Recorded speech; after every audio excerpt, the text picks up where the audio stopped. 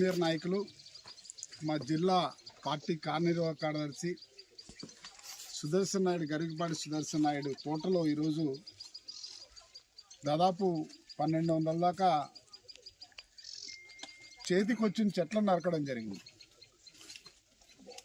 అంటే ఇంకొక నెల రోజులకి ఈ అరటి గోళలు అమ్ముకునే అవకాశం ఉండేది. ఇలాంటి పరిస్థితుల్లో ఆర్థికంగా దెబ్బతీయాలనే ఒక దురుద్దేశంతో ఈ ఆటవిక చర్య చేశారు. దీన్ని మేము తీవ్రంగా ఖండిస్తున్నాం.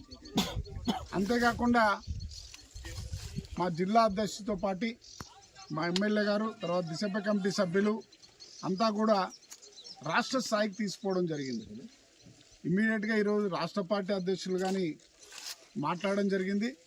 అంతేకాకుండా దీనిపైన మా జిల్లా పార్టీ అధ్యక్షులు చెప్పినట్లుగా ఇంతకుముందు ఇక్కడ సిఏ గారు ఉంటే సిఏ గారితో కూడా మాట్లాడడం జరిగింది.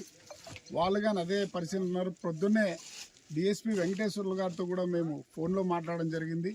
దీనిపైన చాలా సీరియస్గా తీసుకోమని వారికి కూడా మేము చెప్పడం జరిగింది.